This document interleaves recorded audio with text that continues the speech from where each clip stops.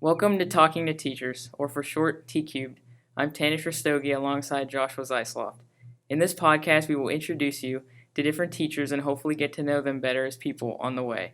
We believe that behind every great teacher is an even greater individual. Our fifth teacher with us today is Mrs. Creany. How are you?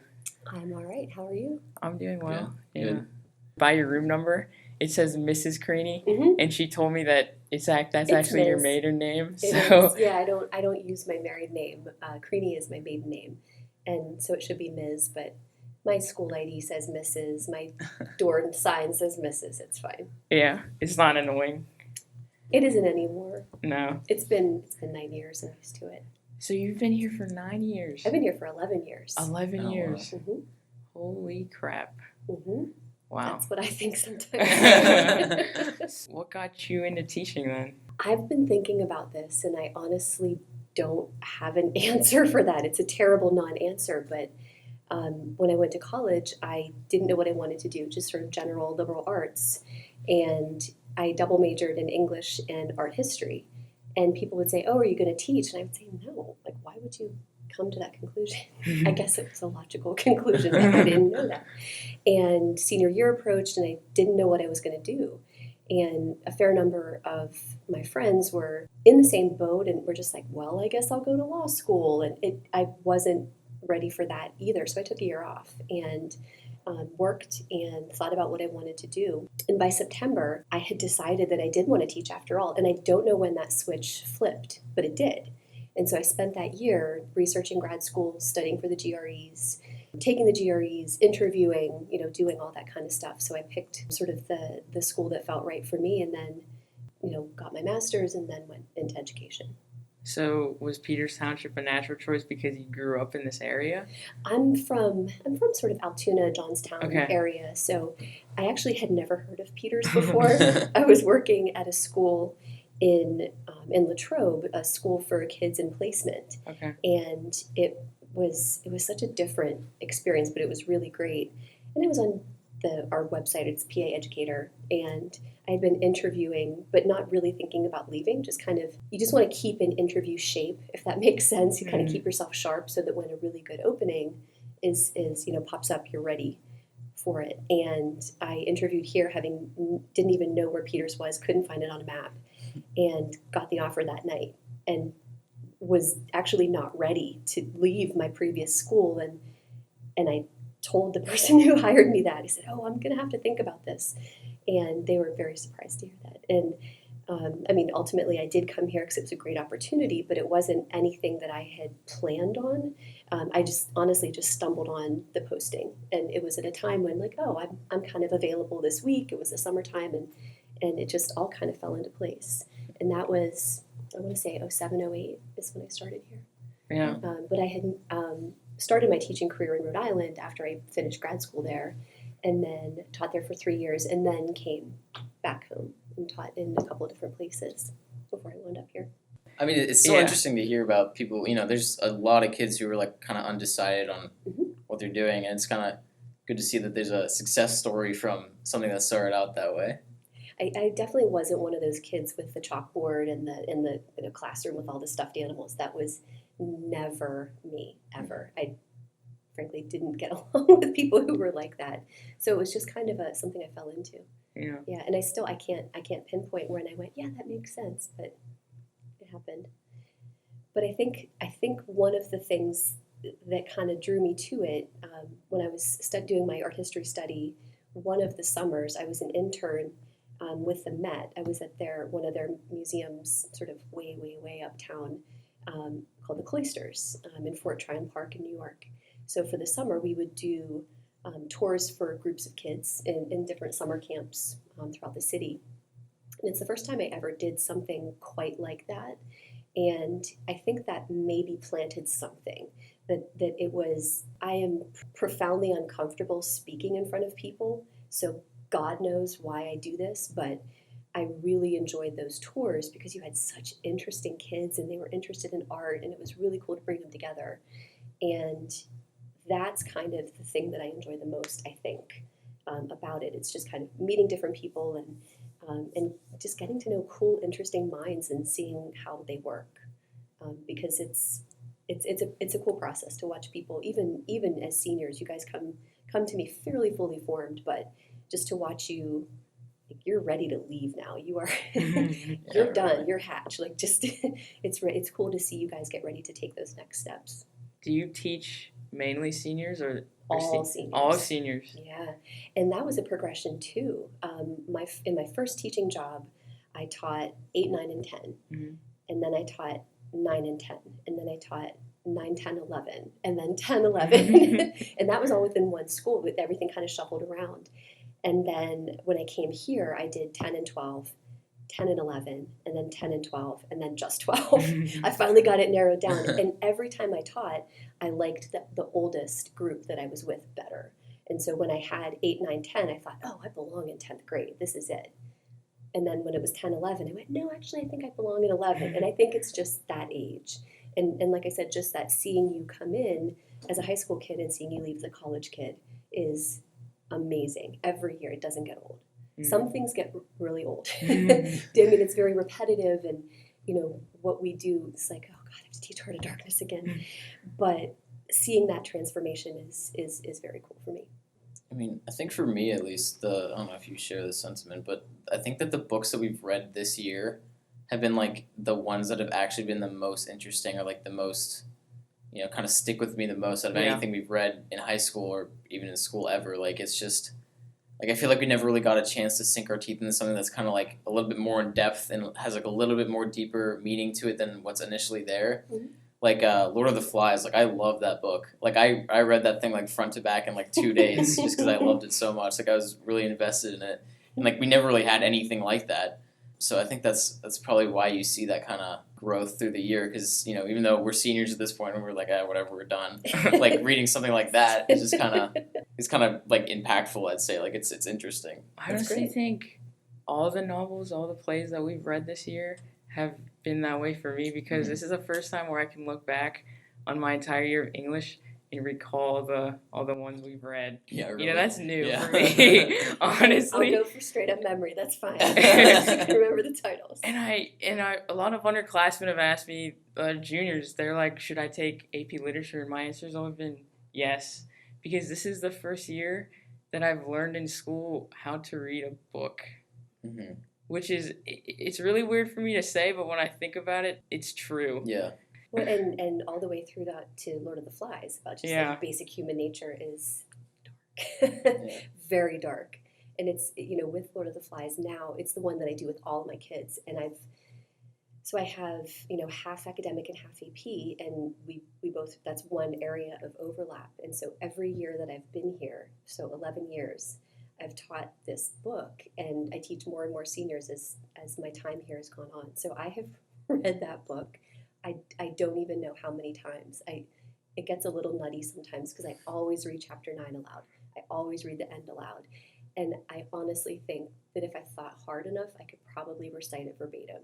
And that's crazy to get that deeply into a text. But it's one of those places of comfort that even though they're so much younger than you are, just it works well in a lot of different places. And it's one of those building blocks that people borrow from, like Heart of Darkness. The last lines of Lord of the Flies references the darkness of man's heart. So when you can kind of see that interplay, it gets pretty cool. Is it the gift that keeps on giving when you can recite it like that? Not exactly. No. Sometimes I have dreams about reading parts of the book. Jeez. Because it's so deeply in there. 6 classes worth of kid. I mean, it's just in 1 year, and then next year repeat, and next year repeat. So so that's one of those repetitive things every year that I don't mind. But it's worked so far, I guess. I don't know if I can do it for 20 more years. But. Would you say that, like, being an English teacher and being able to read, not maybe for pleasure, but maybe just because you've had to read, like, a lot of classic novels, do you think that's kind of helped you, like, understand the modern world and, like, pop culture a little bit better? Because I know that there's all sorts of stuff that likes to borrow from, old novels and stuff like that, and it's, like, maybe revamped in a different way in, like, a new movie or, like, some TV show, like, like The Simpsons and all that, like, always love to take, like, plot lines from, like, books and stuff like that. So would you say that's true, or? It is, yeah. I mean, and it's just a general part of cultural literacy, just kind of recognizing those areas where they do borrow and where they play, and seeing the patterns that emerge. Sort of, we have these waves and we have these cycles where things repeat and borrow. And nothing else. It helps when you're watching Jeopardy because it helps you to feel very smart. And you sort of recognize the illusions and you get what people are doing. And the whole nature of an illusion is that you can make a reference to something and people just have this whole thing that they bring with it. So you reference something like the darkness of a man's heart, you're like, oh man, so you have this whole little understanding. Or like how Lord of the Flies alludes to all these biblical passages and events. It just fills in all of the cracks and just helps you to be much more informed about the world. I don't know about pop culture necessarily. I certainly wouldn't say that I'm fluent in that, but some of the through lines are evident sort of across the board. Yeah. Where did your love of literature come from? Was that something that developed as you were a child, or? I was always a reader. Yeah. My folks were readers, and we just always had books in the house, and we always read. I would start off with like Nancy Drew. I think it was my brother Tim who said like, okay, you're too old for Nancy Drew now. Here's Agatha Christie, and he kind of started me on the next step and the next step, and it was just something that I always had and always did.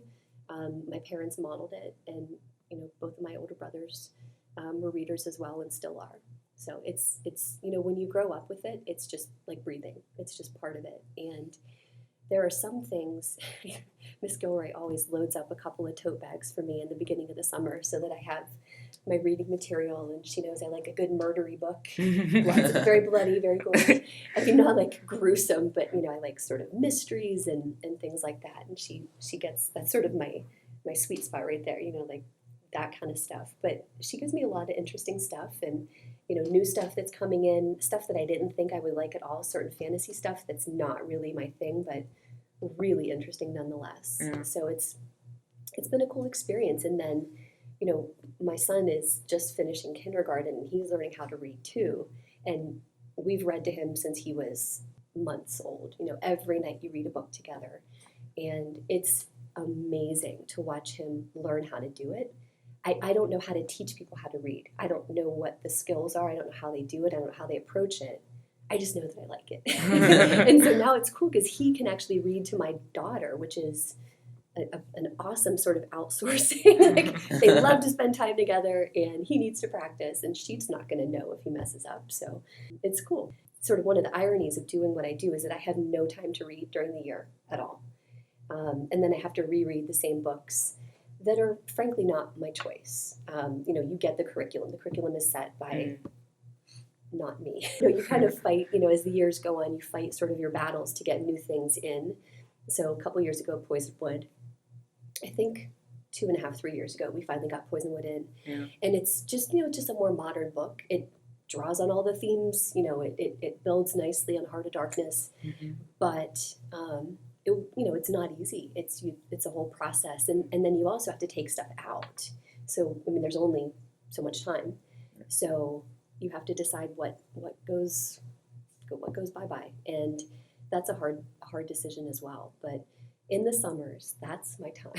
That's when I get to catch up and read all those things that I hear these podcasts about great books, and I think yeah, I'm going to read that. That list is 70 titles long at this point because you never get around to it. Right. It never happens. I just started a great book that my mom gave me for Easter.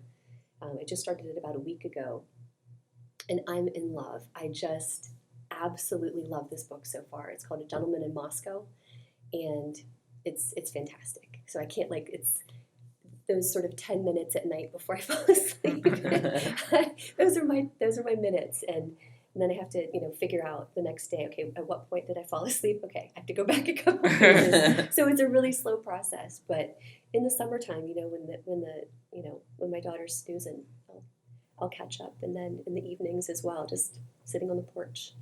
So that's the thing I look forward to the most. I don't like change. I don't, I'm used to the structure of the day. I'm always sort of at loose ends at the end of at the end of the school year, because you go from such structure to nothing, and you have to figure out what to do with your time. And then I'm also a terrible, terrible person in August because I'm about to come back, and then it's another change, and I don't know these kids and they don't know me, and there's such great anxiety until I actually meet you and learn your names and figure out who you are, and it's so interesting that you guys are in different sections.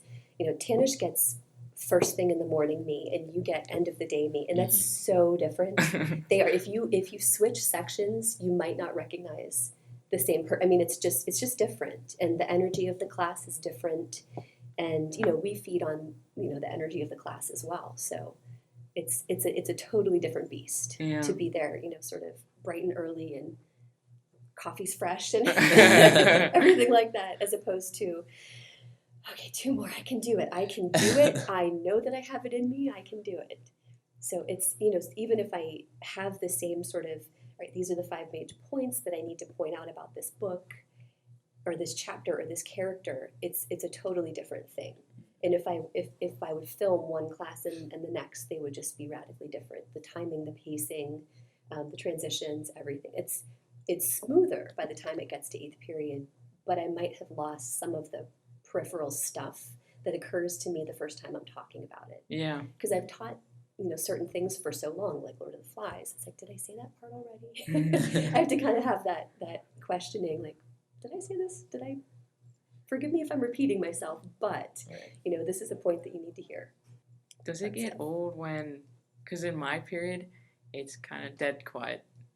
Really? And as a teacher, when That's you the downside of period 1. Yeah, when you put a question out there and it falls with a thud. Yes. Crickets in the audience. Yeah, lots of crickets. It's just, how do you feel? I mean, I don't feel let down. I mean, I understand.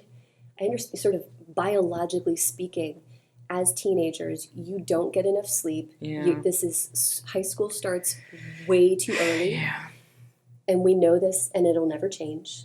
And maybe it'll change a little bit here and there, but I mean, fundamentally, it doesn't change because you also have activities after school, and you can't, I understand. It can be frustrating at times, especially when they're just softballs. Like, come on, we just went over this. But no, I mean, I understand what I'm dealing with. And sometimes, especially in the beginning, people don't want to sound dumb. And I completely understand that. Yeah. Every time I open my mouth, I have this voice that says, like, don't be dumb. And so I get it. You get different strategies. That's why sometimes it's like, discuss with a partner, and then even that doesn't work sometimes. But I don't do that as much with Josh's class because I can't get them back. Like, we don't break into pairs because they're like ready to go. And again, that changes the timing of his section versus yours. So it's funny one year I had 2 sections of AP and that was it, and I had them 1 and 9. And it was just like night and day, just completely different things. And the 9th period had something like 12 kids. It was painful. It was really painful. I stopped at a certain point soliciting and just went like, okay, you 2 are going to talk about this, and you 2 tell me about this. And I just had to assign because there would be no volunteers. And wonderful kids, smart kids, motivated kids. But it was an awkward construction, and we all felt it. And there was nothing to be done about it. It's just the way their classes were scheduled and the way it worked. Yeah, it was really unfortunate because I had some really brilliant kids in there, and I really, really liked them personally. But academically, it was very challenging. Yeah, if we could just have like in-class essays all the time, they would be great. But obviously, we can't do that. If it were up to you, what books would you teach? Like, what do you think is kind of important for us to have read or talk about in depth? So maybe if we had like year-round schooling, I could cram it all in. But we walk this tightrope because we want you to be well-versed in the literary canon. And that's part of cultural literacy. You have to have all those sort of, touchstones. But our curriculum is so male and so white, and so it's hard to connect for a lot of people. So Kite Runner needs to be in there. I think it's really funny that a lot of districts are nervous to include anything that might be considered even remotely controversial or that anyone might find offensive. And it's in doing that, we limit ourselves so much. There's so much great stuff out there. And it's a shame. I understand it, but it's a shame. But I feel like we're sort of, and this is not the right way to put it, but sort of catering to the lowest common denominator. Like one person might be offended, but maybe we could just deal with that one person rather than saying these 400 kids can't read this book. Right. You know, like maybe if there's a serious objection, there could be alternate something rather than saying like, ooh, no, too risky. So we play it safe, which is a shame. You know, there are books that have graphic violence that are nonetheless really important to read, or that have maybe some explicit language that are nonetheless really important to read, like The Things They Carried. That has both. It's I understand it. I understand that we don't want to, you don't want to be too far in the other direction, but some of the classics that we read, I mean, Hamlet. And it's funny, it just gets a free pass. You know, if it would ever come up for like, should we keep this? Of course we keep it. It's Hamlet, it's Shakespeare. And people wouldn't question it. You know, Macbeth is gruesomely violent, and yet it's kind of grandfathered in. Oedipus, same deal. Very violent, very, you know, it's an interesting story, but you know, if we would propose a modern text with the same kind of plot, oh my God, it would never fly. And I think that so much of that is people just kind of want to stick to the classics because they're perceived to be safe. And it's too bad because there's a lot out there. In terms of my dream list, sometimes I'll kind of make a suggested, like, you're off to college, here's a good reading list for you. And the books on there are always changing, but I always have some Barbara Kingsolver on there, just because I love her prose. I just think the way she writes is brilliant, and she's trained as a biologist. You know, she has this really nuanced appreciation for the natural world, and kind of weaves that into a lot of what she writes, and I think it's really important. You know, she wrote this book. It was a nonfiction piece about a year of sort of being locavores, and it's called Animal Vegetable Miracle, I think. And it's just about her experience with her family of saying, like, all right, how about for a year we just try to like really focus on eating locally and growing a lot of our own stuff. And you know, some of her stuff is pretty out there, but it was a really interesting look. And nonfiction really isn't my thing either, but it was a great text. Just how you can practically do it in your life without, you know, being a farmer, like, because a lot of people don't have the time, the space, or the resources to be able to do that. So that was a cool thing from her. But yeah, if I could, you know, kind of pull out some of the dry old dusty stuff and put in some new things, it would be lovely. It's slow, you know. Maybe in a couple years we'll get one more in there, and we'll see where it goes. I know this is hard because whenever people ask me, you know, what my favorite movie is, I never give them like one movie. Like it's hard for me to do that. I have to give them like a list. So I'm assuming you don't have one favorite book, right? I'm assuming you have a list too. It is. I do have a list, and there are things that I love for different reasons. And one of the books that I read in high school, actually, it's the first book that when I read it, I felt smart. It was The Sound and Fury by William Faulkner, and I don't know, it's dark, as many of them are, and it's not something that I would necessarily say is a favorite, but it's something that I felt very powerful about that. But when I read it, for some reason, it's about this, you know, Southern family, and you know, all of their kind of dark secrets and all of the intricacies and the things that we hide. And you know, it's sort of the story of any family, that all of the dysfunction that goes on and things like that. And that is one that I will go back to. as weird as it is, in my first teaching job, I taught the Odyssey, and it was a very specific translation of the Odyssey by Robert Fagles. He's the best.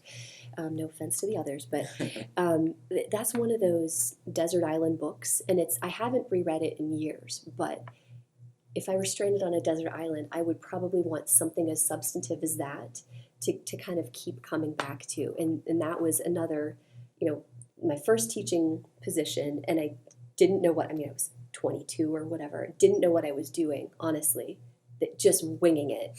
And we started on the Odyssey, and I just felt like, okay, I like sort of relax, I can sink my teeth into this. This is something that is going to keep me going for the next 2 months. Like, this is going to be my world.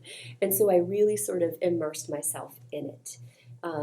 And a book that I taught when I was a student teacher was The Bean Trees by Kingsolver. And it was kind of my first not exposure to her. I'd read her before, but working with her with kids was awesome. And I thought, okay, if I can someday bring a Kingsolver book into my curriculum, I will absolutely do that. So they're not exactly favorites, but they're important to me for different reasons. In terms of books sort of on my own shelf that I reread a lot of crime fiction. I mean, just enjoying sort of the twists and turns of how people's minds work and investigations and things like that. There is, I took a 20th century feminist fiction course when I was in college, and we had, it was a really sort of broad, set of books from, we had some Alice Walker, some Toni Morrison, stuff like that. A lot of those texts are things I go back to, things like that. To go and look at my bookshelf tonight and think about which of my friends have I not visited in a while. Because I get into that pattern where I'll go back to some books and then I'll say, like, okay, come on, there's new stuff that you need to read. Like, great stuff that I heard about, like that list of 70 titles. Like, I heard a great end of the year wrap up of the best books of 2018, and I'm writing these down all the while knowing I will probably never read them. They're probably great, but I'll probably never read them. Yeah. And the wonderful thing is that there's so much out there, but you probably don't remember this, but when they had Blockbuster video stores, sometimes when I walk into a library, I get like the Blockbuster effect. It's like, oh my God, there's so much to choose from. And so I need a guide to kind of walk me around and like, this is what you need, and this is something you would like. So I need someone to curate that experience for me. I read a lot of my books, like a lot of the books this year, I found them digitally, and I read them on my phone. Is that something you do? I'm old, and I think that would drive my eyes crazy. Okay. I think just when I'm doing a lot of computer work, that's when I wear my glasses because it's just like overload. I don't think I could do that, and I've only read one or two books sort of on my Kindle. Yeah. I just prefer the paper. I just read 11/22/63 by Stephen King, and it's a big bugger. Yeah. But I read the book. I did the paper version, and maybe that's just my resistance to change. It would be so convenient for me just to pack my iPad. It's light. It fits in my purse. Yeah. I could have it anywhere. On a plane, whatever. I just haven't done it because I haven't done it. That's the only reason. A phone, I think, would be too small for me. But, just to have, something a little bigger,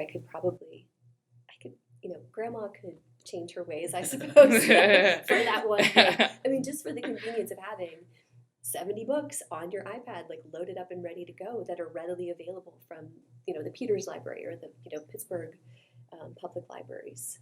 I'm doing that this summer. I'm doing that. Well, I would say that if you do have 70 books, it's super overwhelming.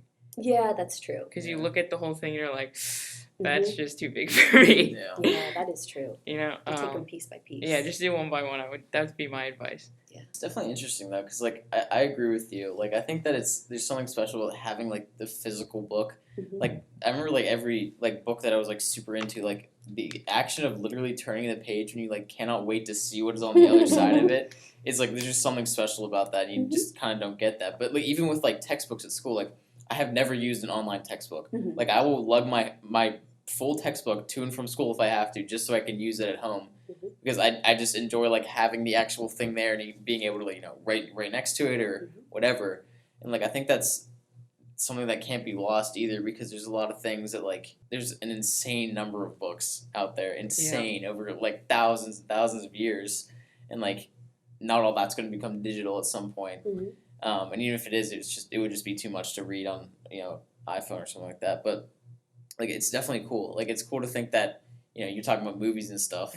And how, like, that's, like, your books, I guess. But, like, there's only so many movies compared to the number of books there are, and how, like, far back those reach. Yeah. It's crazy. You can, like, literally just step into a different time period just by reading the book. Like, with the movies, you're kind of segmented into, like, a certain one unless it's set in another time, obviously. But still, even, it's kind of crazy to think, like, there's stuff that just goes so far back that's just, like, mind-boggling that it still exists today in some form or another. So does your love of literature extend into other mediums like movies? It does. I mean, it's so funny. My husband and I do this all the time. We'll see a trailer for something and we'll say, "Oh yeah, we should see that." Never. We never. For however many years, we said, "Oh God, I want to watch Deadpool. Oh my God, that looks great. Got to watch Deadpool." Do you know when we watched Deadpool?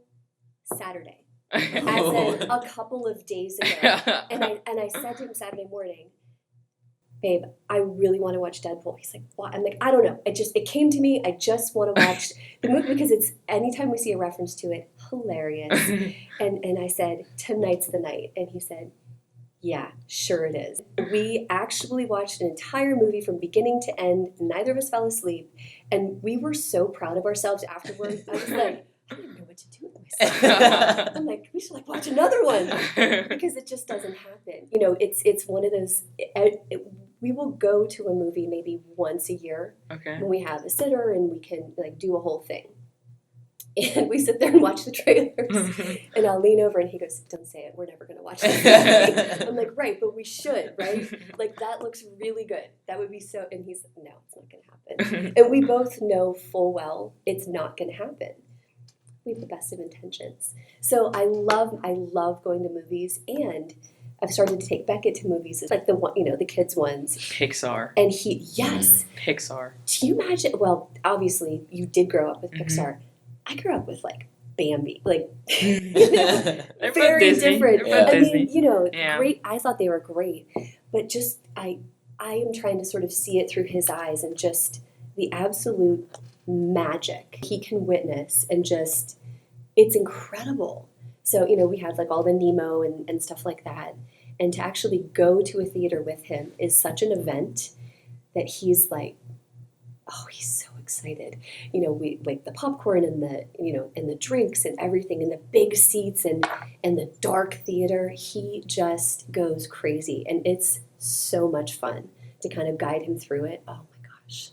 And now we're starting to watch Star Wars together, and he is just.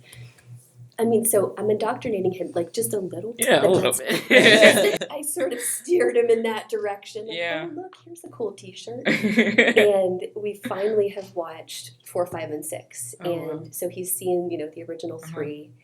And what's so funny is when he came to Take Your Kid to Work Day, one of my other classes asked him, he was talking about Star Wars with he was walking up to people talking about Star Wars. He's so open. And a student said, "Who's your favorite character?" And he said, well, he whispered in her ear, he said, "Well, the Emperor, but he also gives me nightmares." And he asked to be the Emperor for Halloween. And that's what he wanted. And I finally figured out that I said, "Baby, you know that you can't shoot lightning out your fingers just because I make you an emperor thing, right?" And so then he changed his mind. But what's so funny is when I was a kid, I saw Return of the Jedi in the drive-in. That's how old I am. My family went to the drive-in, and we had our popcorn, and I had a nightmare about Jabba the Hutt coming to smush me, sitting on my bed and smushing me.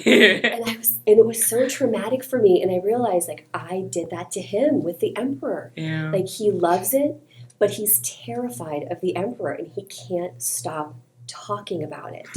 And he's trying to process. You watch him trying to process. Well, why did this happen? And how could this person do that to that person? And it's buddy, he's evil. I don't know what to tell you. He wants a logical reason. And I'm it's well, why would Darth Vader choke that guy? Because his lack of faith. That's why. Come on. But that's kind of fun to shape little minds like that. Like, let's do this together. And he's like, yeah, that's great. So I have to wait a long time before we do 1, 2, and 3. Yeah, right. Like he's like raring to go, but I haven't seen them since college, and I need to remember sort of what happened so I can like certainly not in 3, but maybe 1. I don't know. I grew up watching. My dad showed me 4, 5, and 6, and I knew your dad. Mm-hmm. He's the biggest Star Wars fan right here. I mean, okay, this is actually interesting question. Who do you think is the chosen one in Star Wars? Oh Lord. Okay, I don't know. What do you think? The reason I think it's Anakin. The reason I ask is because my dad thinks it's Luke.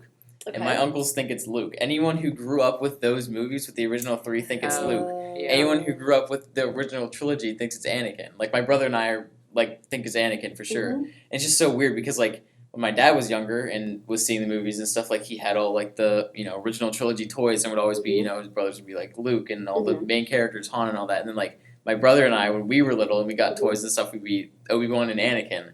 And it's just really weird because, like, that's what we grew up with. So I'm thinking that maybe, your son is going to be basically growing up in the era of the sequels now, like 79. So I don't know if maybe something with that's going to change. And I think he's not going to think that's what I'm hoping. Any of the Skywalkers are the chosen one. I think his that's conception what I'm not have you hoping. seen the latest? No, I haven't. Okay. I saw it. Okay, then I can't say it then. Actually, I haven't seen the last 2. I saw 7. Okay. And then Don't I watch haven't. it. Okay. No, oh, what? No, what? Okay, we have differing opinions on the quality of the movie. Yeah. I think it's a quality. There's some parts where it's just like I don't know why they included it. It didn't serve the story at all. And it misused some of the characters.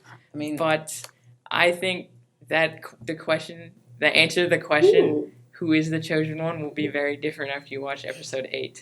Okay. That's all I'm gonna say. I mean, like I was saying, like I'm such a big Star Wars fan. Like I grew up with that stuff. Like my family all love it, and like. I mean, I'm assuming you're the same way, and like I don't know, it was a movie. It was a good movie. It was a terrible Star Wars movie. I gotcha. There was none of like the magic and like the epicness that there was in the original trilogy. Like one of the lines is it like Luke's like, "What do you want me to do? Like face the whole Empire with a laser sword?" I'm like, "Yes, that's what I want to see." Like that's what, like it's just you want Luke to be the hero. Yeah, that encapsulates, I think, where people come down on the movie because I think I was talking to his dad about it, and he grew up very differently than I did with these Star Wars films. Like he idolized Luke Skywalker as a kid. I didn't, honestly. So when you see the radical transformation his character's undergone in this movie, it's unsettling. And so I get where you're coming from. Yeah. But for me, I've accepted it. I don't know. He's in a different stage. Yeah.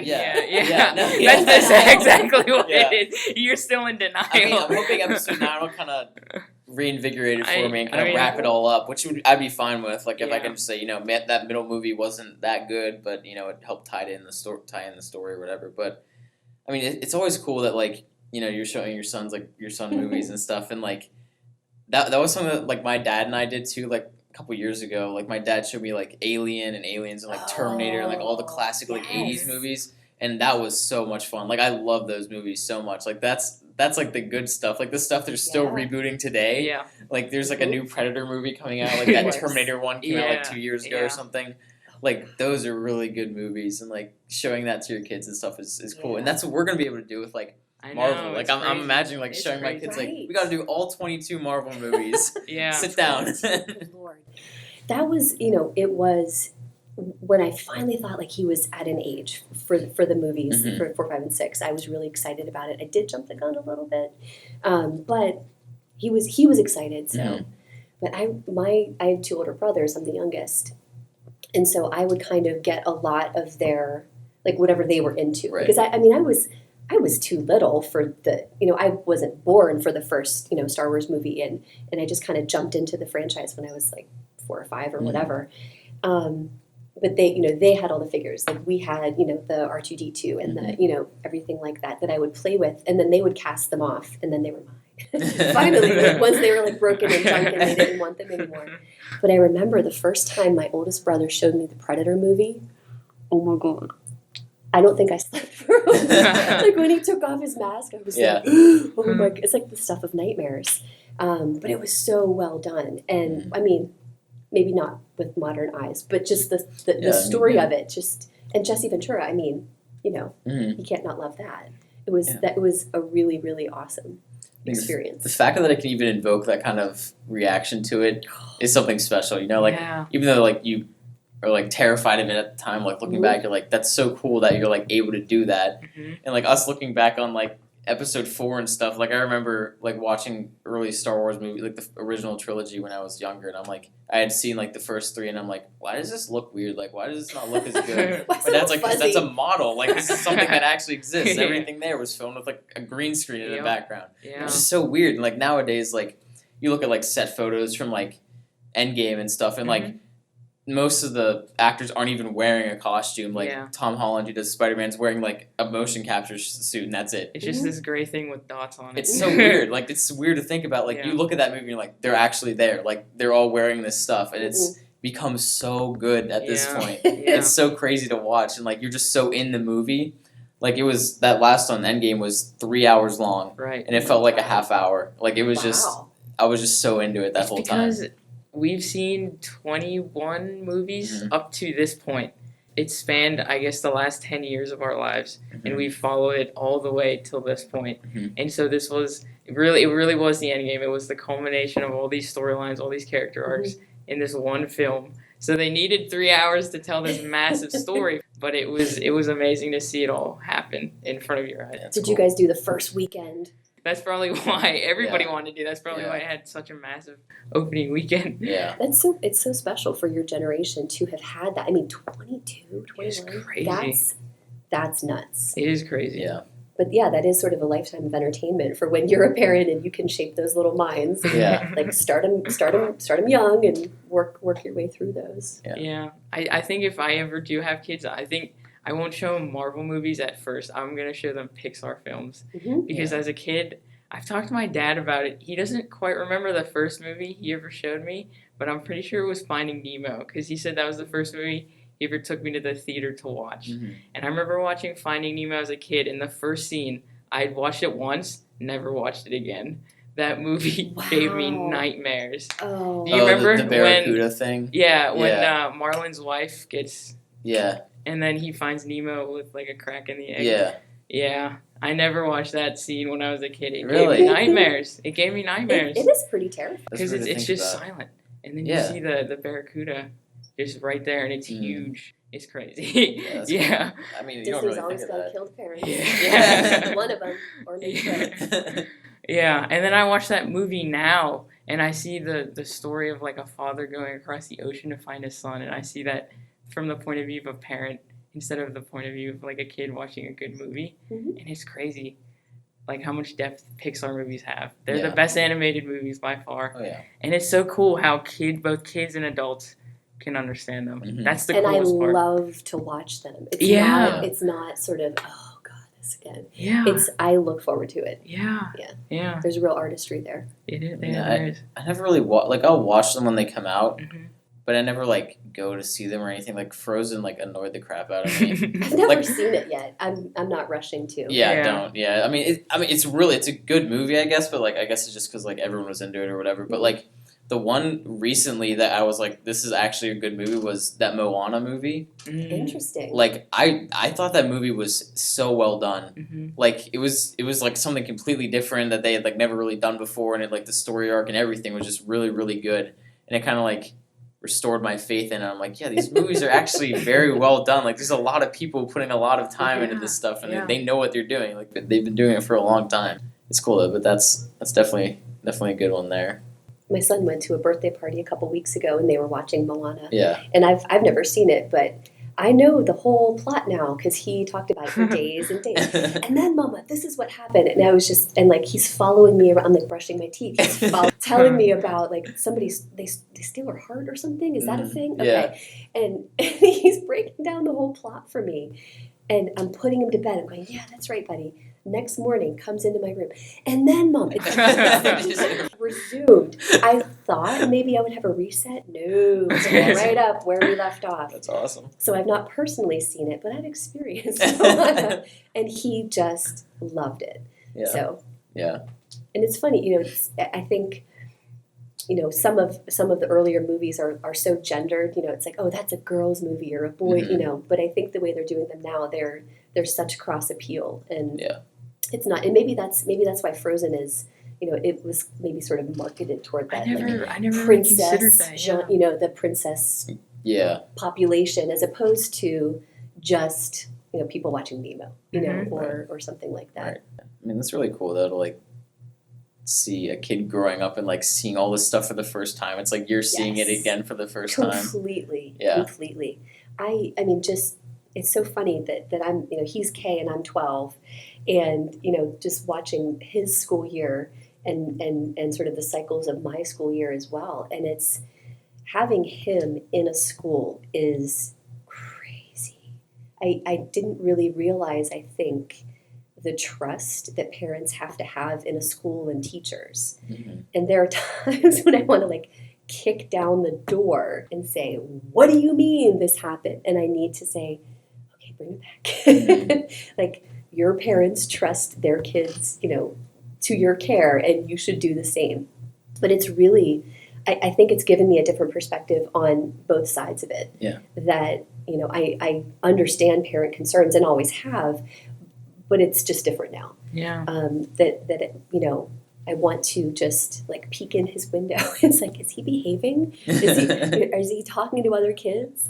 It's been really, I think it's been good for me to have that kind of perspective and sort of appreciate that, we do have such support mostly. Yeah. And that, certainly anytime people have questions, like obviously those are welcome, but that for the most part, we can kind of do our thing and trust that we're going to do right by their kids. Well, yeah, when you were saying that, I was like having flashbacks to Marlon when he was sending Nemo off to the Stingray school. He's like, too little.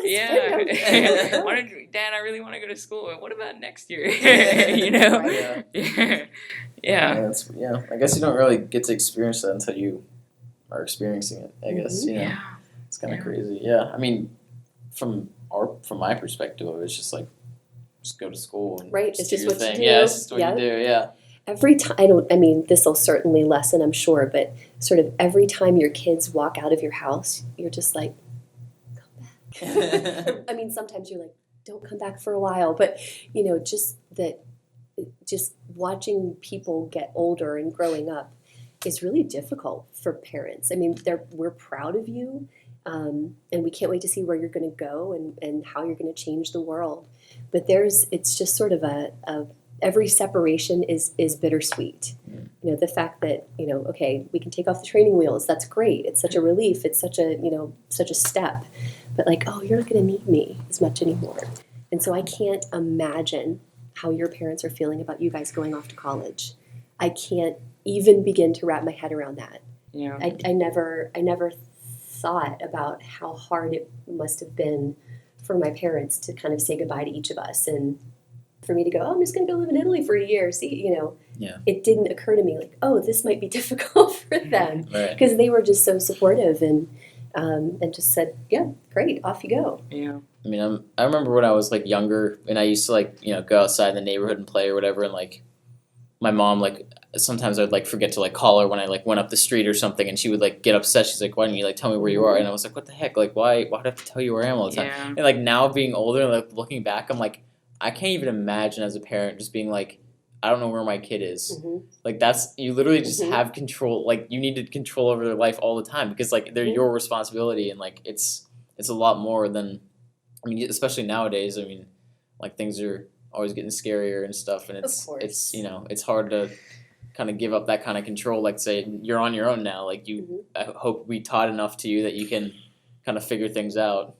I have to resist the urge to like put a chip in Beckett's ear or something, like how they do for dogs, like, so like you can always scan them and know where they are. I understand why it's wrong. Yeah.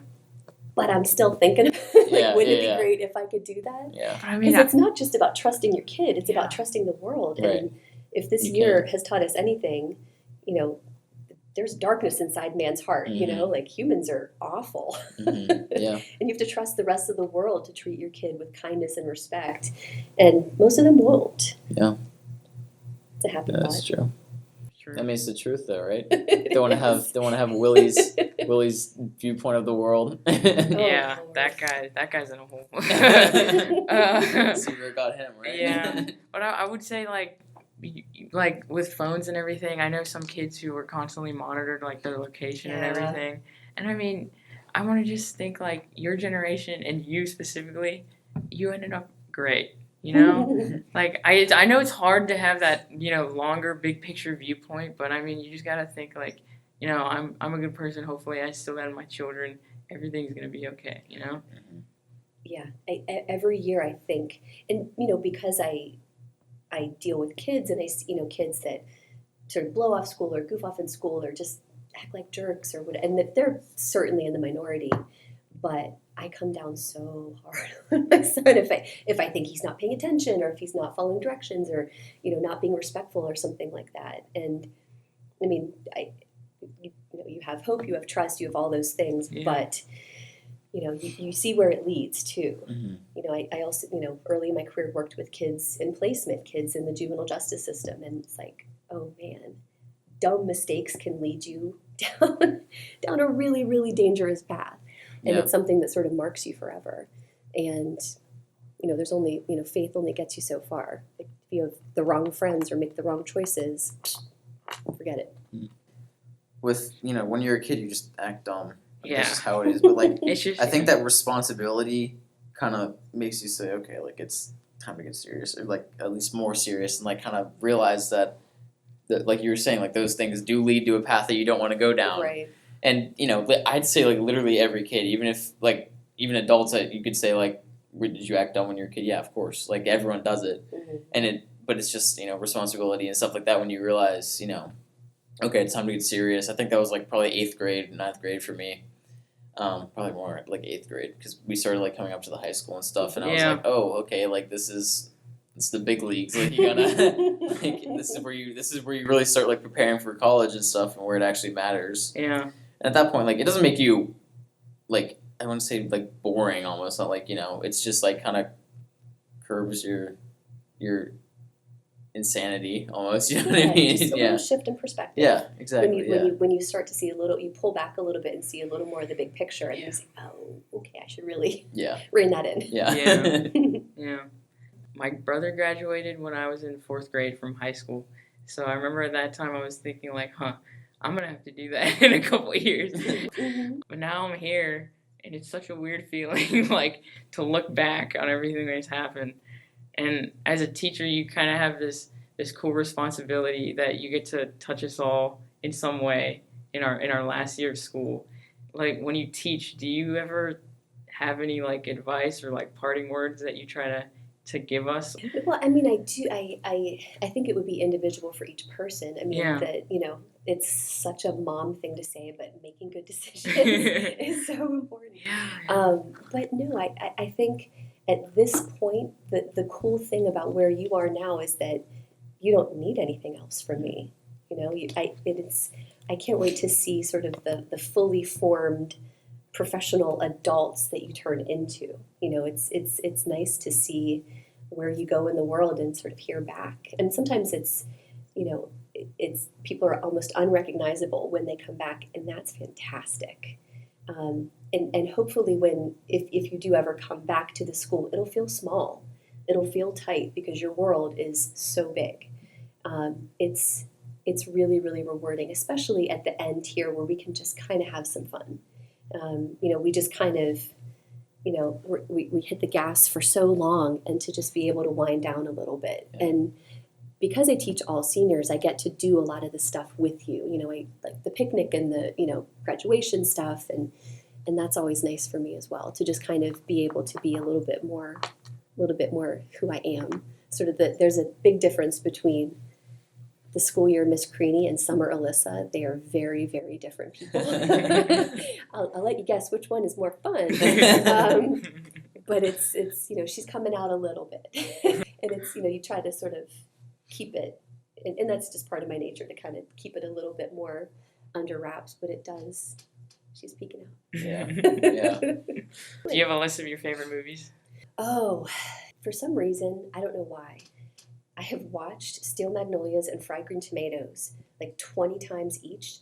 Like just any time that they're on, and I have some sort of Southern lady fascination, and I can't quite understand. It's just one of those, I don't know why, I don't remember where I sort of encountered them for the first time, but both of those movies for some reason and those are sort of like, not embarrassing, but they're just lowbrow, whatever they are, but I always watch them, no matter what.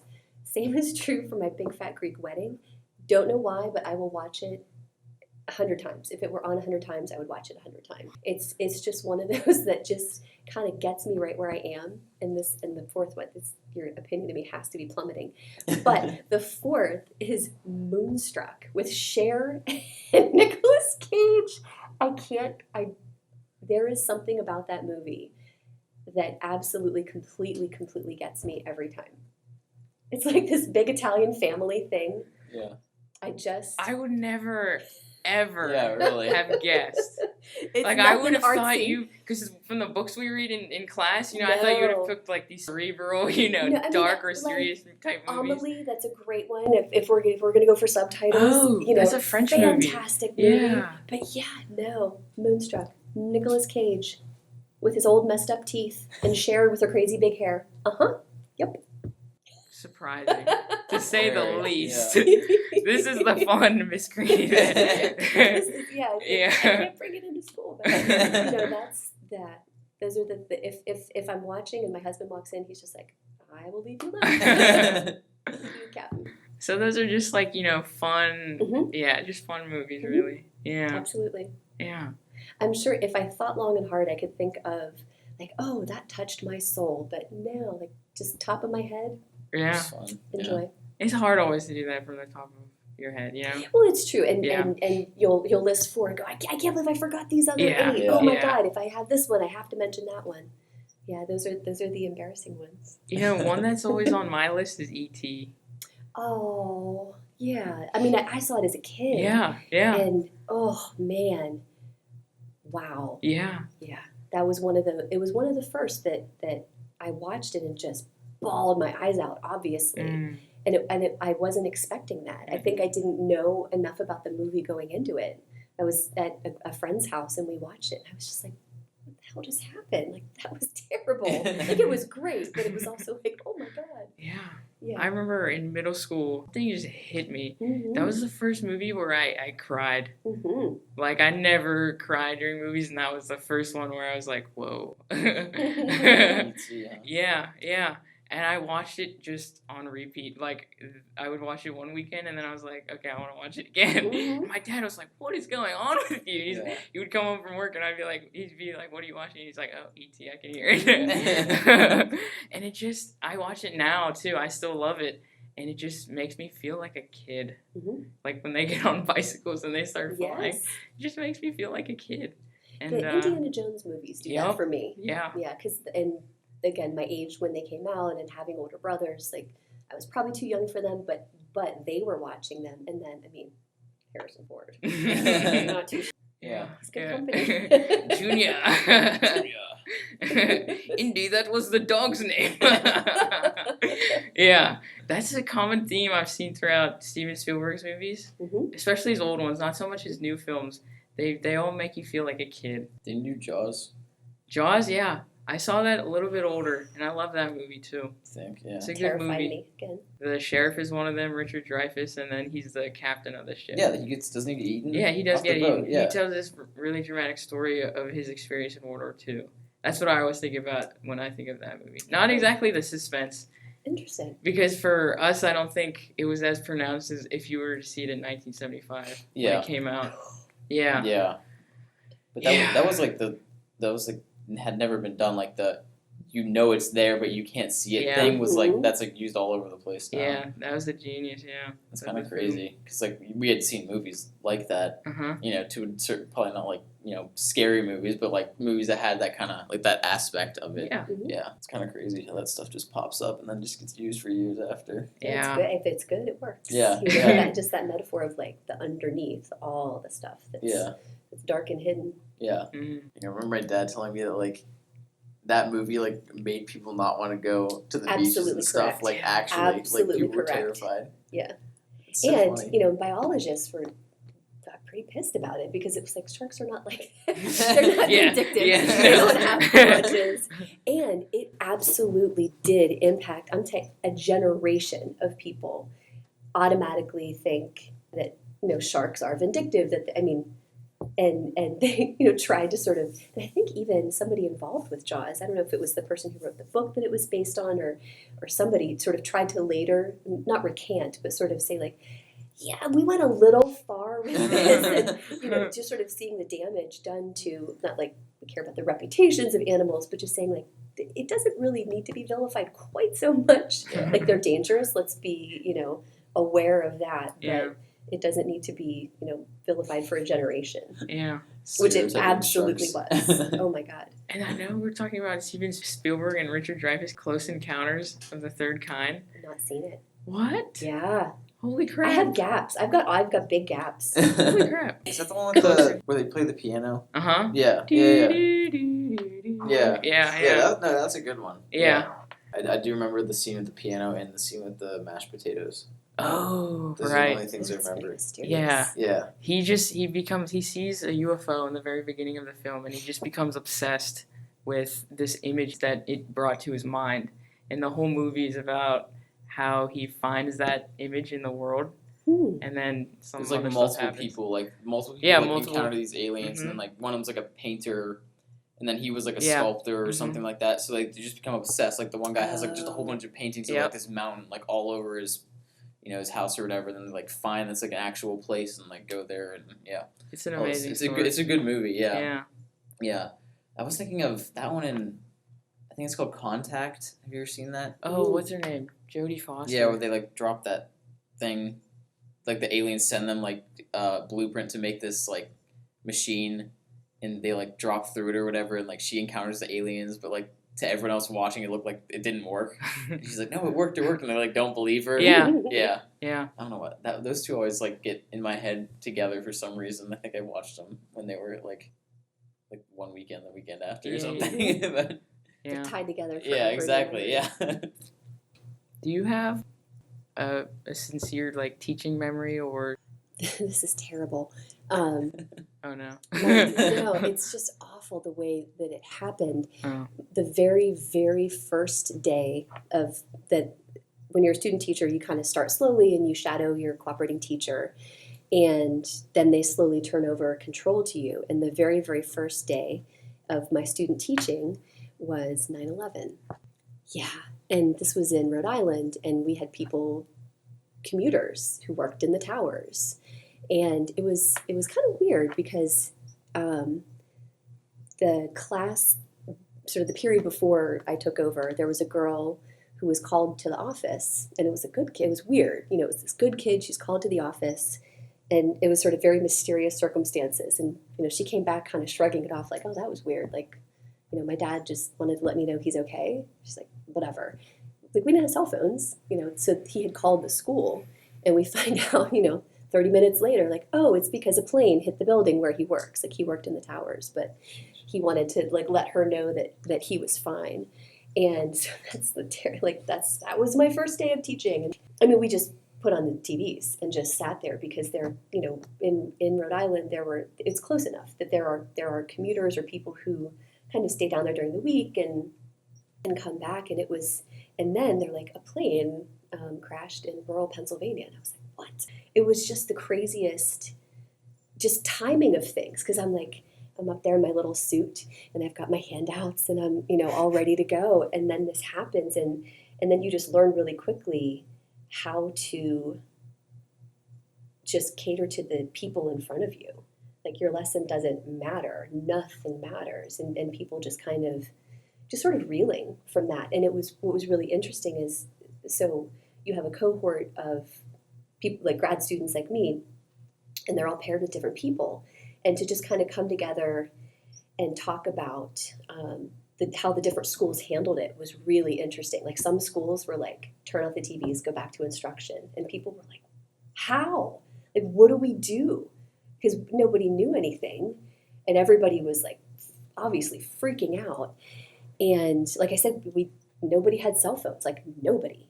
And we just kind of watched CNN and watched the news, and that's how we figured it out. And I had one of my best friends from college worked in Manhattan and I think he lived in Brooklyn at the time. And so he, everybody like went home and like just had to walk, like everything was shut down. And so he was like one of the very few people I knew that had a cell phone. And he was trying to call all these people, like anyone he could think of, to let them know that he was fine, because we didn't know. And like, there were just times when, just everything was jammed. Like everybody was trying to, make calls and tell people that they were okay, or that they, people were missing. And so that was a terrible beginning to my teaching career.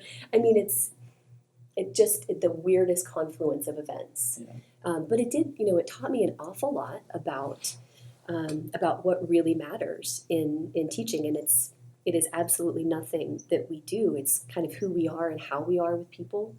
And people processed it so differently. Some people needed to talk about it. Some people needed to not talk about it. And so you just kind of go in every day like, what do we face today? Who knows? And just how oh man, just the chaos of that time is pretty incredible. But that's something that will always stick with me. my first day in charge was a day of absolute disaster and chaos. Yeah. Did that make you want to stick more with the profession, or? Yeah, honestly, just it's kind of like, getting that realization that like no one really cares if we talked about those chapters. Nothing matters. Nothing matters other than the people in front of you. And I think that's something that has kind of carried, no matter, I've taught in a private all-girls Quaker school. I taught, kids in placement. I taught at another kind of swanky, school, and then a large public school. And while the transitions were rough, and I don't transition well or easily, just being who you are with people is the only thing that matters. So that's the one thing that I'll take. Yeah. Wow. Yeah, really. Do you think it was sort of fated to happen that way? Man, Ever? I'm trying to think if there were people in the program who couldn't. I don't think any. Maybe years later, Yeah. people sort of left. But I think something like that really just sort of, it kind of forges you. You kind of you go through the fire, and I was so blessed and so lucky that I didn't know anybody who lost. I knew people who lost people, but I didn't lose anybody. Some of the people in the school and certainly in the community lost parents or uncles, or everybody sort of knew somebody because it was close enough. And what's so crazy for me is that you guys don't have any living memory of that. Yeah, I was born before also. Yeah. So it's not a part of, like, for you it's stuff that you can see on news. Mm-hmm.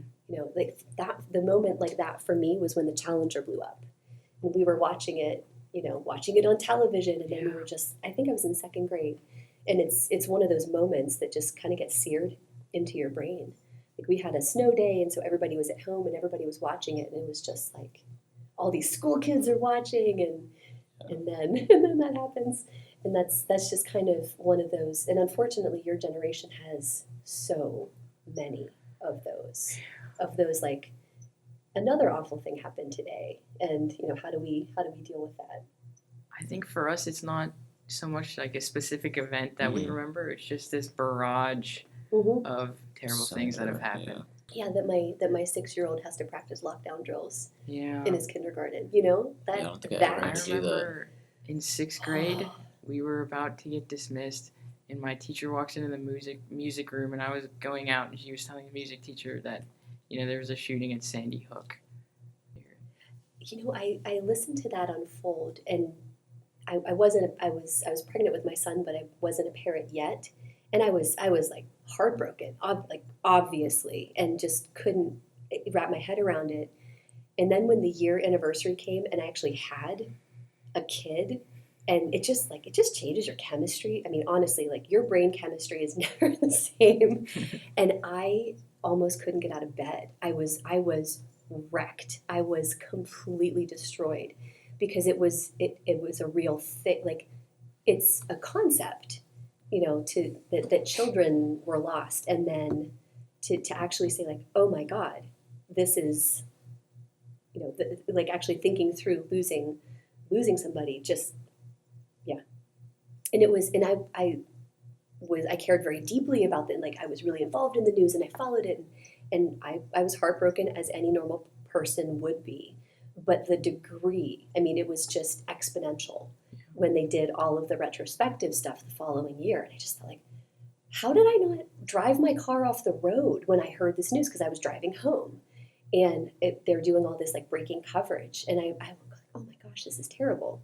And the following year, it was like, I couldn't breathe.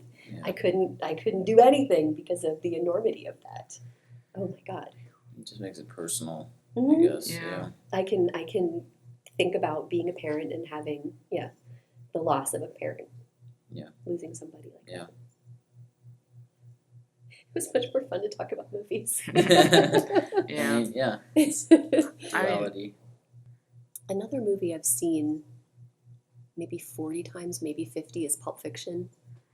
And just by the nature of There's when it one- came out. the one Quentin Tarantino movie that like You don't love it? No, I've never seen it. What? Exactly. What? I know. I'm sorry. No, I'm so I'll sorry. watch Close Encounters, you watch Pulp Fiction. Really? Wow. I was planning on reading all of Kitteridge, but okay, I'll watch Pulp Fiction. Miss Creany told me I was had to. All right, That's I'll really watch Pulp funny. Fiction. No, and that, man, I'm trying to think of, that was like 94. Okay, Yeah. so I was your age when that came out. Really? Yeah, I guess I was in high school anyway. Yeah. Yeah, and we would we would rent it from Blockbuster. Yeah. We would take it home, and we rented it. I mean, like every weekend we would rent it and go to somebody's house and watch it, and we were just like, we'd never seen anything like it before.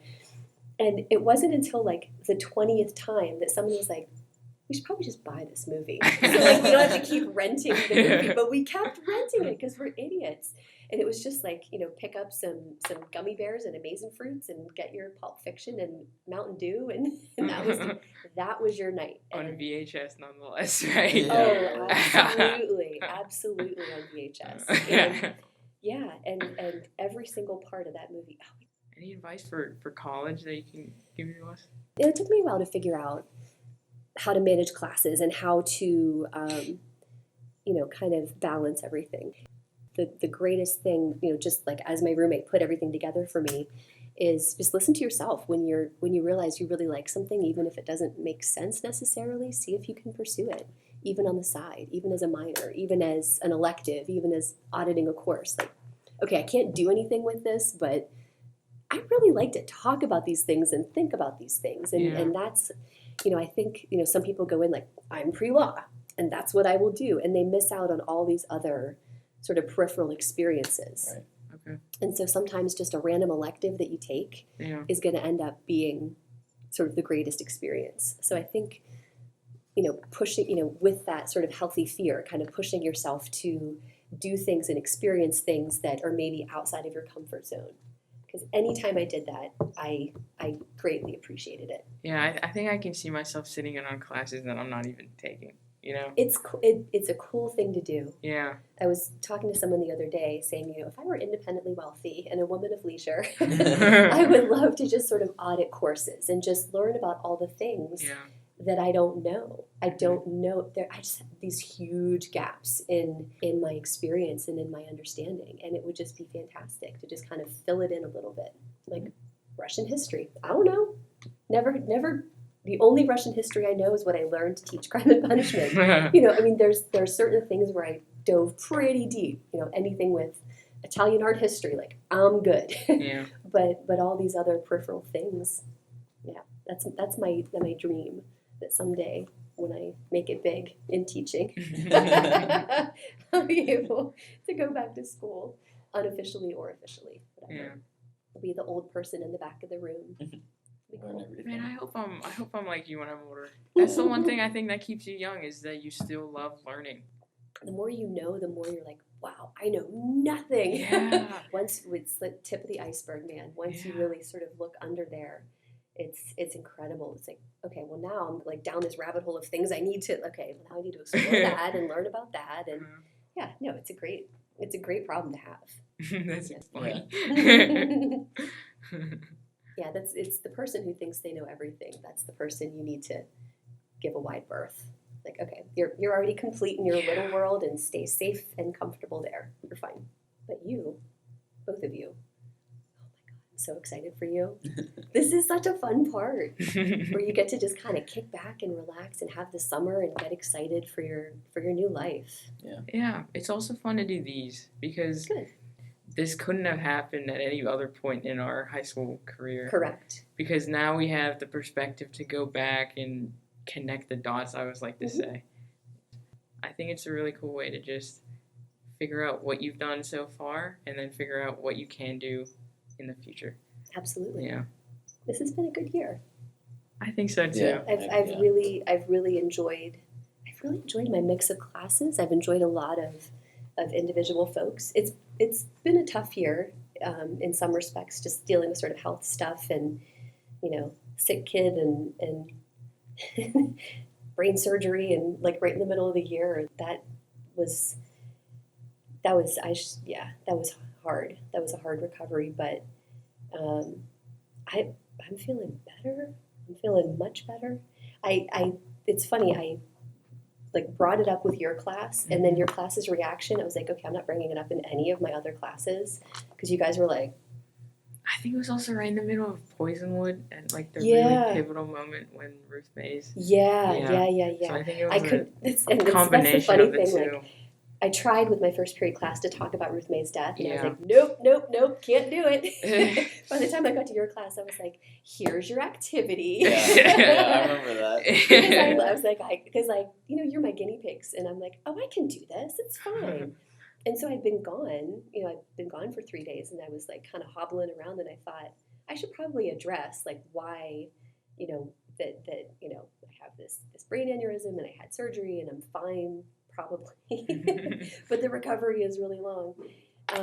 And then people just look like I was smashing puppies with bricks. And I was like, okay, I'm not going to say anything. Like, I'm just going to be like, hi, I'm back. Okay, let's get down to it. Yeah. But I didn't remember hearing anything about that. no, Yeah. because it went poorly. Yeah. The news did not sit well. Yeah. And I mean, the good thing was like, if bad things were going to happen, they were going to happen in those first 48 hours. And so, they didn't. Yeah. It's no stroke, nothing. Yeah.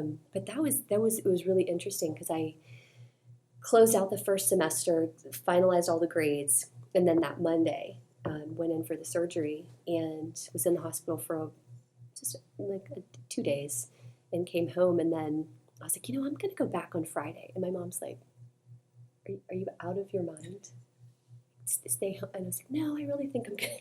And I came back that Friday, and I shouldn't have. I was like, after about second period, I was like, yeah, my mom was right. I should be at home right now. I know, like, just when in doubt, your mothers are correct. There's that one quote, it's like, life doesn't come with a manual, it comes with a mother. Yes, Yep. yes, True this story. is true. It's incredible the things that they can do and can do safely.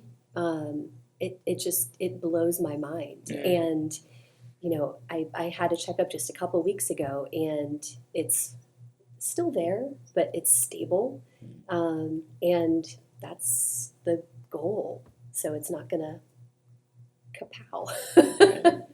But the recovery it's third quarter. I was not myself. I was slow, like frankly, just mentally slow. I couldn't read quickly. I couldn't think quickly. I couldn't grade quickly. Everything took 5 times as long to do.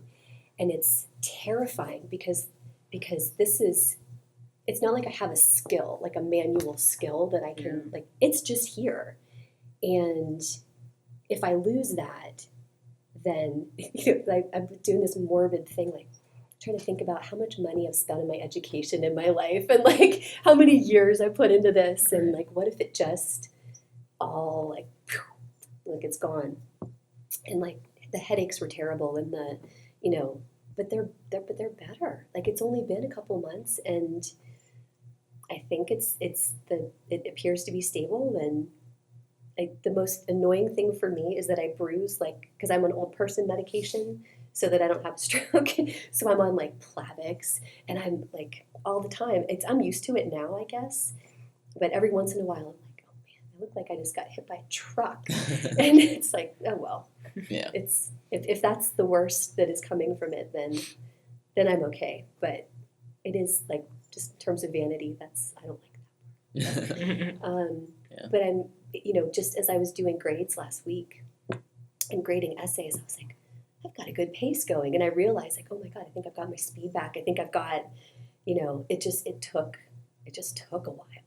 But Essays. this brain ain't going nowhere anytime Yeah. soon. Yeah. So yeah, it's funny, like when you're going through something like that, it's kind of nice to come to work and just put it in a box and like come back to it at 2:30. Yeah. It's like, all right, I got all these questions I have to answer, and it's nice to be able to just put it out of your mind as much as you can and focus on something outside of yourself. And then you can like wallow in the afternoon and the evening, but the next morning you have to put it away again, and that's been great. Yeah. Having to focus on other folks. Because you've been in the game so long, Mhm. the reason for the longevity, is that because you've been able to foster relationships with other people going? It's building the relationship with the student that keeps you going. That's definitely the case. Even teaching itself is kind of arrogant. Like, I have information to impart. and I hate grading because it's subjective, and it's not like a math problem that's very clear, Yeah. very clear cut. It's subjective, and there's judgment involved, I feel like, and it's hard to sort of separate yourself from that. So, teaching itself is, sort of secondary, but it is, these relationships, and just is meeting cool people. And some years you just have like a nice bunch, and I feel like this is one of those years that I like the rapport that I have with my different sections, and it's very different, as I said, throughout the day. Some classes you just need to sort of manage with like a whip and a chair, and it's just like you're always not. But some are just super rowdy, and some are just sort of politely observant, and they're both fine. But it's not the material. It's not I have a nice network of colleagues, and that makes it fun as well. Yeah. And what's really nice for me in terms of continuity is the friends that I have, they taught you last year or the year before, and so they can kind of look at my sections, and just every year it's nice to have that feedback and confirmation. Or those two can't sit next to each other, they used to date. Useful intelligence like that, so that I'm not making this disaster in the waiting. Yeah, it's nice to kind of work with the people that I work with, and work with the kinds of folks that I work with. It's a cool place. I truly can't look down the line and say I will definitely be here until I retire, because that length of time is terrifying. Yeah. It's a really long way off. Even though I've done this for a while, it's still a long way off. But when I do retire, Beckett has decided that he's going to travel with me, and maybe he's going to let Daddy join us, but maybe not. So that is one thing to look forward to. He's like, I guess we're just gonna hit the road. I don't know what's gonna happen. And he never mentioned. I don't know what maybe Sada's gonna stay home with Daddy, and Mom and Beckett are gonna just do a road trip. Apparently, I don't know. He's got big plans. He really does, and I'm kind of like, that sounds great. Yeah. Yeah.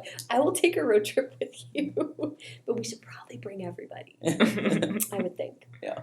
This is gonna be a little personal, but what do you think about Beckett getting a phone? Like, it's gonna happen at some point. I would actually kick it to you and say, like, what do you think is an appropriate age for a kid to get a phone? Certainly it's getting younger and younger, and yeah, I don't know where the line is. The one thing I hate seeing, and I use that word intentionally, is that I never like seeing elementary school kids have phones. Mm-hmm. Like when they're in 5th grade and they're texting their friends. I don't like that at all. Because at that age, you need to be learning how to talk to other people and building those skills. Mhm. So I got one in middle school, and I guess I ended up okay. Mm-hmm. But I think more and more, as we get into a technological age, they're going to be wanting it earlier and earlier. Absolutely. So I don't know, as a parent, how you can fight that impulse. For me, I'd say it's more circumstantial. Mhm. For example, like I think I got a phone in 8th grade because then I started going to the high school and like something happened, needed picked up or whatever. Then I would need it, but I had like an iPod with Mhm. like you could do Wi-Fi and like Mhm. download games and stuff. I think I had that when I was 13, maybe 12. But basically, I mean, like I definitely remember complaining to my parents about it because my brother had an iPod and I Mhm. didn't know. I was like a few years behind him, or I guess a year and a half, and I just complained about it so much. I'm like, he gets one, I don't get one. Yeah. Like, I am so glad that they did not give in to it though, Good. because like being able to, especially like the reading thing, like the fact that he's so into reading is such a good thing. Like that is probably the most beneficial thing I think that I've had in my life, is think it's having for that sure. nice basis of like knowledge, basically just like learning how to learn almost. And then with that, once you have that base, you can have an iPod or a phone or something like Mhm. that, and like it won't affect you nearly as much than as if you got it when you were 2 years old Mhm. and you never built that foundation. Mhm. And then like at that point it just becomes like a secondary thing. Like I'm only really relying on my phone for talking to other people, like, or like YouTube videos. I don't want to say like I'm constantly like on Instagram or anything like that, just because Yeah. I never became reliant on it, so I never felt the need to be. And I think that was getting it kind of later, because I remember kids were getting it even when we were young in like Mhm. elementary school, like 6th grade.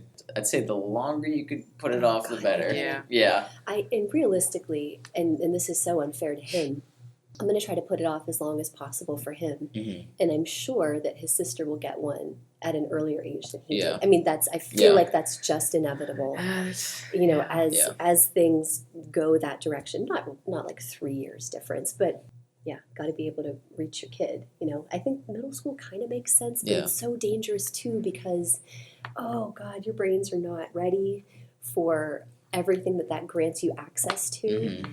And I mean, even just, texting friends and or, texting about a person, or, just this idea that everything you write Mm-hmm. can be seen by, like, you don't know who's going to screenshot that. It's Yeah. there forever too. And,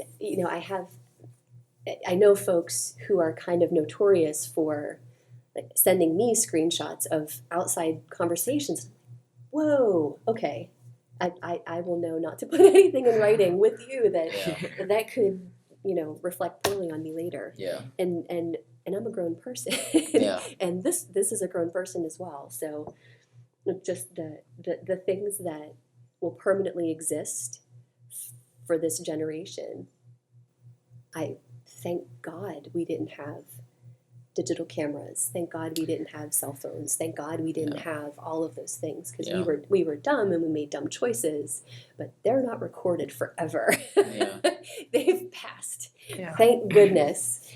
So yeah, I just kind of Like- lucked out there. In the middle school, they don't allow you to have your cell phone out ever. Mm-hmm. If anybody sees you with it, they're going to take it away, and it's going to go to the office where your parent has to pick it up. Your parent. Yeah, they don't let you take it. Your parent has to come in. That's brilliant. It is. Actually.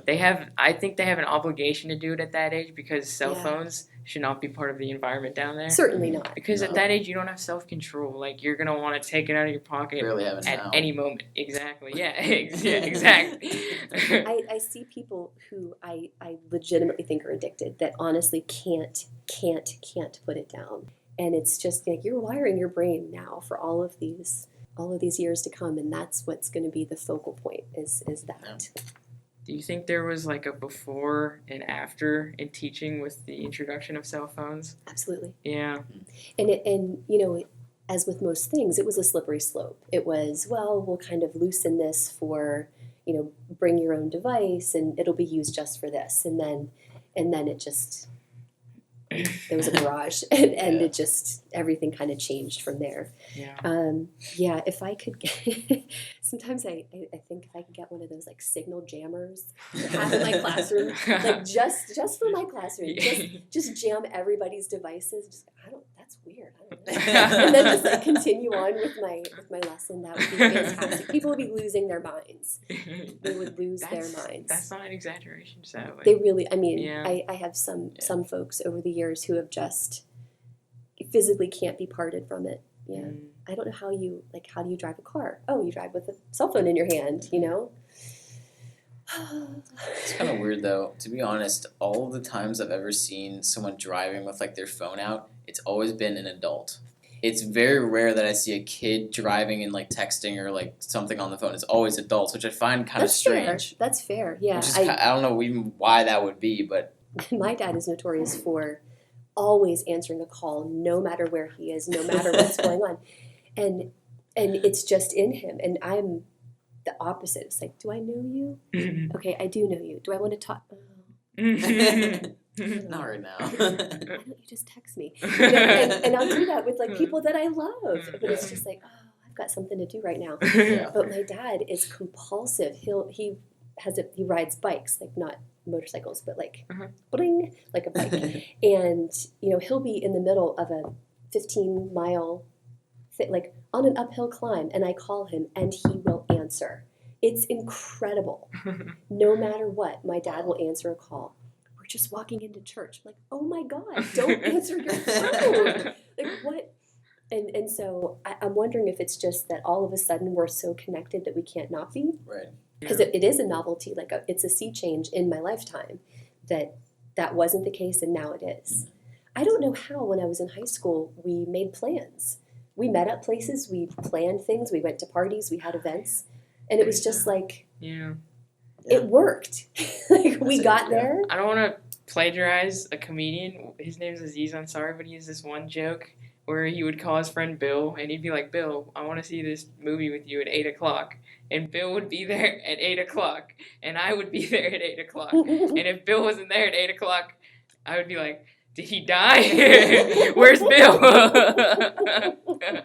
But nowadays, if you don't show up at 8 o'clock, it's like, oh man, they're just late. Mm-hmm. They don't come 15 minutes later. Oh my God. I think the other part of that his same little spiel there was that he was saying that you're always looking for something better, so you're like really flaky with it. You're like, I don't know, I might be there. Because you're just waiting for maybe 2 minutes before you have to be there. Someone's like, hey, you want to come to this? Yes, I'll come to that. I want to go to that more. And I say we're worse at planning stuff now than we were back then. Like like the theme of that was we're terrible people on our cell phones. Right, like we made plans, we're going bowling, that's happening. Yeah. I don't care if you just got a better offer. This was the plan. Yeah. Things have changed. Absolutely. I gotta go get my babies. Gentlemen. Yeah. Thank you. Yeah, thank you. This was absolutely a pleasure, and thank you. I appreciate it very, very much. Yeah, I think it was an awesome time. Yeah, thank you so much for agreeing to it. Thank you. And I gotta jet.